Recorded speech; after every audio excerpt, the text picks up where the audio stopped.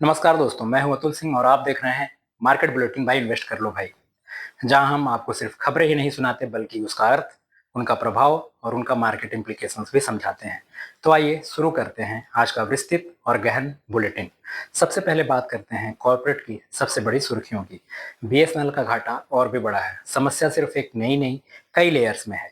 BSNL ने इस तिमाही में बड़ा नुकसान रिपोर्ट किया है।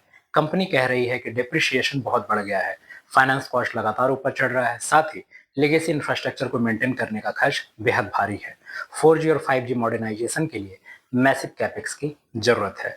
सरकार रिवाइवल पैकेज दे चुकी है, पर असली टर्न अराउंड तभी दिखेगा जब 4G लॉन्चेस पूरी तरह से ऑपरेशनल होंगे, प्राइवेट प्लेयर्स जैसा एआरपीयू मिलेगा और नेटवर्क मॉडर्नाइजेशन समय पर पूरा होगा।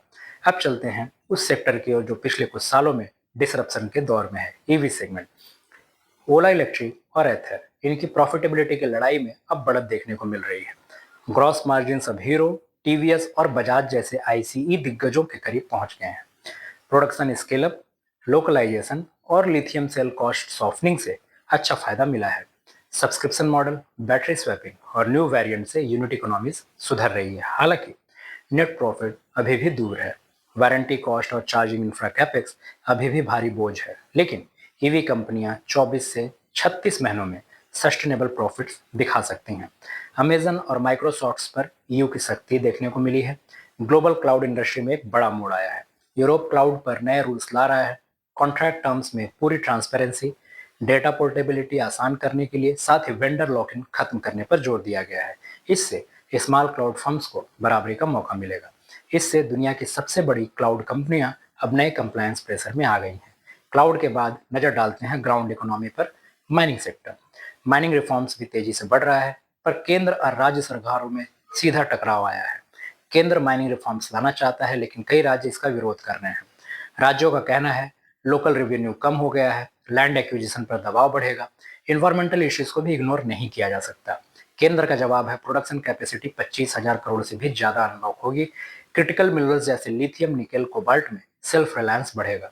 देश को सप्लाई चेन सिक्योरिटी मिलेगी। यह टग ऑफ वॉर आने वाले महीनों में एक बड़ा मुद्दा बन सकता है। ग्रो ने बीएससी को भी पछेड़ा है, रिटेल रिवोल्यूशन का सबसे बड़ा संकेत। ग्रो का मार्केट कैप बीएससी से ऊपर पहुंच गया, साथ ही जब 22 बैंकों से भी इसका मार्केट कैप ज्यादा हो चुका है। पर ऐसा हुआ क्यों? Massive user base, young investors की पहली पसंद, डायरेक्ट म्यूचुअल फंड फ्लोज बहुत तेज हुए, जीरो कम्प्लेक्सिटी प्रोडक्ट डिजाइन और एग्जीक्यूशन सुपर स्मूथ। यह सिर्फ एक वैल्यूएशन स्टोरी नहीं है, ये बताता है अब भारत का खुदरा निवेशक डिजिटल फर्स्ट बन चुका है। फिजिक्स वाला आईपीओ एडटेक का सबसे बड़ा भरोसा। आईपीओ में 3100 करोड़ जुटाने के बाद 33% प्रीमियम पर लिस्टिंग हुई है। कई एनालिस्ट इसे लैंडमार्क मूवमेंट मांग रहे हैं।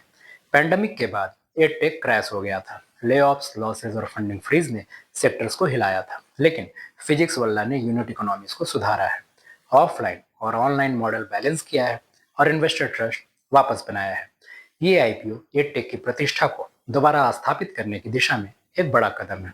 सोनाटा का माइक्रोसॉफ्ट रीसेल बिजनेस, जो पहले उसका क्राउन ज्वेल माना जाता था, अब प्रेशर में है। क्लाउड शिफ्ट से रीसेल रेवेन्यू नेचुरली गिरता है। Enterprise clients direct Microsoft model की ओर जा रहे हैं, जिससे रिटेल डिमांड भी मॉडरेट हो रही है। लेकिन अपसाइड यह भी है कि क्लाउड माइग्रेशन, एआई इंटीग्रेशन और ऑटोमेशन पाइपलाइन मजबूत है। ऑपरेटिंग मार्जिन इंप्रूव हो रहे हैं, यानी ये एक डाउनफॉल नहीं, एक ट्रांसफॉर्मेशन का दौर है। 6800 करोड़ के ब्लॉक डील देखने को मिले, जहां फॉरेन फंड्स का नया मूड नजर आया। आज के ब्लॉक डील सीजन में तीन बड़ी कंपनियों में हेवी मूवमेंट देखने को मिला। एम्फेसिस में ब्लैक स्टोन का आंशिक एग्जिट देखने को मिला, वहीं पेटीएम में स्ट्रेटेजिक इन्वेस्टर्स ने थोड़ा हिस्सा बेचा, साथ ही एम क्योर में बायन कैपिटल ने स्टेक अपना कम किया। तो ये ट्रेंड बताता क्या है? ग्लोबल फंड्स वैल्यूएशन का फायदा उठा रहे हैं। इंडिया में एग्जिट और री इन्वेस्टमेंट साइकिल तेज हो रहा है। लिक्विडिटी हाई है, बायर्स मौजूद हैं, मार्केट डेप्थ मजबूत होती जा रही है। 6 दिन लगातार तेजी के बाद आज मार्केट ने पॉज लिया है। रिकॉर्ड ट्रेड डेफिसिट ने अचानक चिंता बढ़ा दी है। आईटी और मेटल्स में शार्प गिरावट देखने को मिली, वहीं बैंकिंग, एफएमसीजी और हेल्थ केयर में थोड़ी मजबूती थी। ये नेचुरल करेक्शन माना जा रहा है, पैनिक नहीं। एसबीआई चेयरमैन का कहना है कि जैसे पावर ग्रिड पूरे देश को एक सिस्टम में जोड़ता है, वैसे ही हमें फाइनेंशियल ग्रिड चाहिए। इसका मतलब है फ्रॉड डिटेक्शन रियल टाइम हो, सभी बैंक इंटरकनेक्टेड हों, रेगुलेटरी कंप्लायंस आसान हो, साथ ही कस्टमर प्रोटेक्शन मजबूत हो। डिजिटल भारत के लिए यह एक अच्छी थॉट है। क्रिप्टो मार्केट ग्लोबल अनसर्टेनिटी में है और अब 90,000 पर डॉलर के नीचे आ गया है। यूएस यील्ड हाई है, रेगुलेशंस की तलवार है, साथ ही ईटीएफ्स में इनफ्लो धीमा है, रिस्क कैपिटल पकड़कर बैठा है, शॉर्ट टर्म में वोलेटिलिटी जारी रहेगी। इंडिया यूएस ट्रेड डील अब अंतिम रूप में इंतजार हो रहा है। पीयूष गोयल ने साफ कहा है, अगर डील फेयर होगी तो बड़ा अनाउंसमेंट होगा। इससे उम्मीदें बढ़ी हैं, टैरिफ कम हो सकते हैं, सर्विसेज एक्सपोर्ट्स को फायदा मिलेगा, फार्मा और इंजीनियरिंग गुड्स को बेहतर एक्सेस और सप्लाई चेन पार्टनरशिप तेज की जा रही है। बजट कंसल्टेशंस में पहली बार स्टार्टअप शामिल हुए हैं। यह माइलस्टोन है। इनोवेशन इकोनॉमी को सीधा मंच मिला है। स्टार्टअप्स अपने चैलेंजेस डायरेक्ट फाइनेंस मिनिस्टर के साथ रेज कर पाएंगे, जिससे कंप्लायंस बर्डन कम करने की मांग हो पाएगी। क्रेडिट एक्सेस सुधारने की भी जरूरत है। ये अगले दशक की पॉलिसी बिल्डिंग बदल देगा। टेक्सटाइल मिनिस्ट्री ने 17 कंपनियों को पीएलआई के लिए हरी झंडी दे दी है। इनका फोकस है technical textile, high value MMF products, export competitiveness, employment search. India का लक्ष्य है China+1 में टेक्सटाइल मैन्युफैक्चरिंग हब बनना। एविएशन सेक्टर की बात करें तो लॉसेस दोगुने होने की चुनौती इकरा ने दी है। ATF prices high, competition fierce, rupee pressure, lease cost बढ़ी है, लेकिन पैसेंजर डिमांड मजबूत है। यही इंडस्ट्री की सबसे बड़ी ऑक्सीजन है। आरबीआई की एक डिलेमा है, इन्फ्लेशन को कैसे काबू करें, साथ ही ग्रोथ को भी बनाए रखें। एक्सपर्ट्स कह रहे हैं जीडीपी का दूसरा हाफ कमजोर हो सकता है।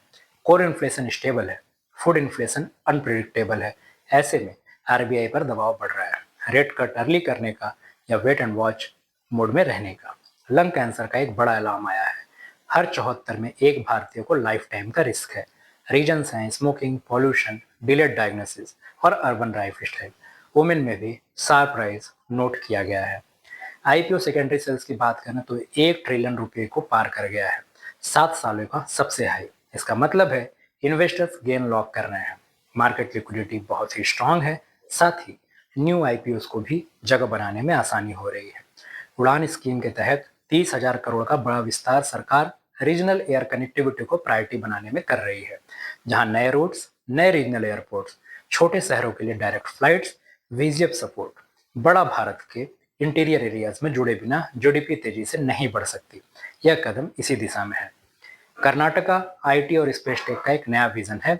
स्टेट का लक्ष्य है एआई पार्क्स बनाना, स्पेस टेक क्लस्टर्स ग्रो करना, हाई वैल्यू आर&डी जॉब्स बढ़ाना, ग्लोबल टेक इकोसिस्टम अट्रैक्ट करना। इसे साउथ एशिया का हाई टेक कैपिटल बनाने का इरादा स्पष्ट है। अब महाराष्ट्र की बात करें तो यहाँ पीवी और सीवी सेल्स मजबूत हैं। क्वार्टर अपडेट देखें तो पीवी सेल्स 10.39 लाख यूनिट्स रहे, वहीं सीवी स्टडी रहा। EV adoption double digit growth के साथ आगे बढ़ा, यानी ऑटो सेक्टर रिवाइवल का साफ संकेत है। एल कार्गो चेन्नई में दूसरा फ्रेट स्टेशन बनाने जा रहा है। पोर्ट प्रॉक्सिमिटी और लॉजिस्टिक इंफ्रा से साउथ इंडिया के सप्लाई चेन को बूस्ट मिलेगा। सरकार का फैसला जल्द आ सकता है। शुगर आउटपुट नवंबर तक 48% बढ़ा है।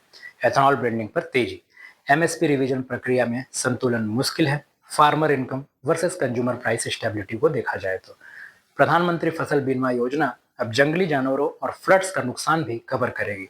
पैडी ग्रोवर्स के लिए बड़ी राहत है। स्टेट्स ने इसे एक्शनेबल कहा है। क्रॉप सिक्योरिटी अब और मजबूत होगी। Thank you.